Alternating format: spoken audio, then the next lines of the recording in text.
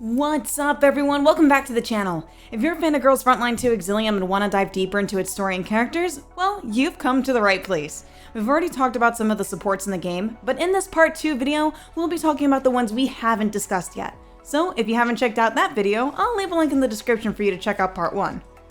Before we get into the individual characters, let's talk about what supports are. In Girls Frontline 2 Exilium, supports are one of the 4 types of units central to the narrative. They're an elite group of T-Dolls, which are tactical units that serve a critical role in the fight for humanity's survival in a dystopian future. Supports are exactly as the name implies.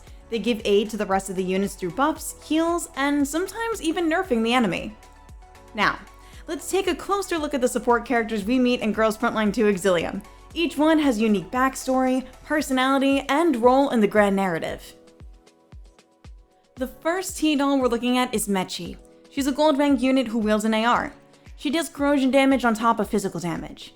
Mechi is a doll with a forever sleepy face who lives by the motto, "Sleep till you die, unless you must be awake to survive." Whether she's in a boring meeting or on a smoke-filled battlefield, Mechi can sleep like a log at any place in any time. But don't worry, there are many ways to keep her awake, like manga, video games, zombie movies, or just pulling that switch on her high-performance battery. She's a doll constantly jumping between being a drab girl and a wild war machine. Her passive skill is Shallow Sleep. At the start of battle, enter Patch Mode and apply Nightmare to all friendly units. Patch Mode effect will allow basic attacks to deal 50% more damage, and at the start of each turn, cleanse 2 debuffs from yourself. And the Nightmare effect will give support attacks 80% more AoE damage. Her first active is Dreamless Night. With this, you restore 6 points of stability index, clean all debuffs from yourself, and apply Dream Guardian to all friendly targets within 8 tiles for 2 turns. While in battle mode, you can cast the active skill Explosive Dreamtide or basic attack Bedtime Warm-Up after this, and gain 1 stack of Sleep Kit for 2 turns. Her second active is Explosive Dreamtide. Select 1 enemy target within 8 tiles and deal AoE corrosion damage equal to 130% of your attack power to the target and all enemies within 1 tile of it. While in battle mode, gain movement up 2 for 1 turn and generate a toxic tile in the area, lasting 2 turns. And her ultimate is Dream Walking Wonderland. With this, you exit patch mode and enter battle mode for 3 turns.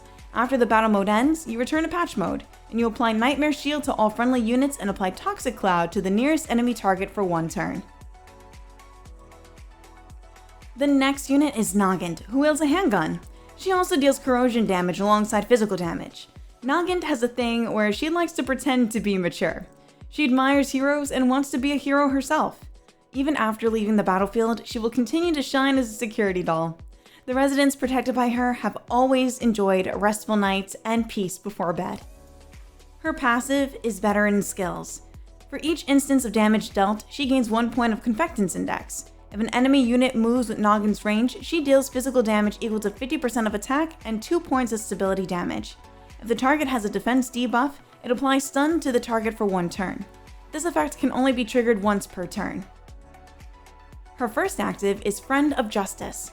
With this, you select 1 enemy target within 6 tiles and deals physical damage equal to 70% of the attack. If there are no enemy units within 5 tiles, you perform an additional attack to the original enemy and apply Acid Corrosion 2 for them for 1 turn. Her second active is Senior's Admonishment. You can select 1 enemy target within 6 tiles and deal physical damage equal to 130% of attack to it. If the attack causes stability break, you apply Acid Corrosion 2 to the target for 1 turn. Acid Corrosion 2 will reduce defense to your enemy by 30%. And lastly is her ultimate, Sanction Declaration. Select an enemy target within a 6 grid radius and inflict 150% of attack as corrosion damage. If the target has a defense debuff, apply Vulnerable 1 to it prior to the attack, which lasts for 2 turns. The stability damage of this attack is enhanced by 2 points. Vulnerable 1 will also increase the damage taken by 10%. Our next T-Doll is the gold-ranked unit Suomi, who is by far rated the best support for early and endgame. She wields an SMG and has a sweet disposition. She deals freeze damage on top of physical damage. Suomi is a cute, conscientious, and kind-hearted doll who will do what it takes for her mission. She bravely steps forward for her companions in the community while she wanders the lands in search of those she treasures deeply. You need not worry when entrusting her with assignments. She will never fail to meet your expectations or complete her missions. Focused and always ready, Suomi extends a helping hand to those in need. With this goal in mind, she works harder every day. She tempers her body with training and trains her neural cloud with another unique method: listening to a lot of heavy metal. Suomi's passive is Source of Warmth, and this is what makes her such a great unit in battle. At the end of the action, you gain 2 points of Confectance Index, restore 5% of Suomi's max HP to other allies within 6 tiles, and if the target's HP is below 50%, you increase the amount restored by 10%. When allied units, excluding Suomi, use basic attacks or skills, Suomi applies 1 stack of Avalanche to a random enemy target within 6 tiles of herself. When an enemy unit within range takes targeted damage from an ally, you prioritize using active support once, dealing physical damage equal to 80% of the attack and 3 points of stability damage. You also apply critical damage up 1 to allied units for 2 turns. Now, critical damage up 1 will increase the crit damage by 10%, and Sleet Drift Sprint will give support to fire by 2 tiles. And by fire, I mean fire range. I know, this is a lot for Suomi, especially for a passive, which makes her great. But now we're going to talk about her first active, which is Snow's Grace. With this, you select 1 ally target, excluding yourself, within 6 tiles, and you apply Frost Barrier for 2 turns. Frost Barrier absorption amount is equal to 130% of Suomi's initial attack, but it cannot exceed 100% of the target's max HP. You restore 2 stability index with this as well. For each enemy unit within 5 tiles of the selected target, you apply 1 stack of defensive support for 2 turns. Frost Barrier is when a shield is destroyed, and the move applies Frigid for 1 turn. Frigid is when the target will be unable to move. Defense support will increase the defense up by 30% and can also be stacked up to 4 times. Her second active is Winter's Wrath. You select 1 enemy target within 6 tiles and deal freeze damage equal to 100% of your attack to it. This skill's critical rate is reduced by 100%, but additionally deals fixed damage equal to 50% of your defense. For each allied unit within 6 tiles, this move increases stability damage dealt by 1 point. And lastly, her ultimate is called Snowfield's Radiance. With this, you select 1 empty tile within 6 tiles, and you deal fixed damage equal to 50% of defense to all enemy targets within those 3 tiles. This also applies 2 stacks of Avalanche. Furthermore, this attack restores 2 points of stability, cleanses 1 debuff, and cleanses the effects of Taunt from all allied units. Additionally, it also applies Frost Barrier and 1 stack of Wintry Bastion for 3 turns. Frost Barrier will absorb the damage equal to 100% of Suomi's initial attack, up to a maximum of 100% of the target's max HP, and then after the skill is used, it's going to generate frost tiles in a snowflake-shaped area within 3 tile radius around the selected tile for 3 turns. Now, lastly, we have our last T-Doll, Vector, a gold unit who wields an SMG.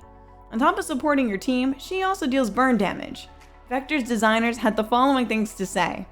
One said, "Upon seeing a Vector weapon for the first time, I knew this T-Doll needed silver hair." Another said, "Since it is a modern weapon, her base costume doesn't look as suitable for combat as other T-Dolls. The color scheme of her outfit was taken from the gun itself, and she was given a short skirt to match the short hair." Isn't that so cool? I love hearing facts about this. Well, about her moves. Her passive skill is Perception Shielding. Vector is immune to the negative effects of burn-type terrain. Before dealing burn damage, if a target has overflowing fire, she also applies Overheat Combustion for 2 turns. At the start of battle, she increases the number of support attacks that deal burn damage by 1%.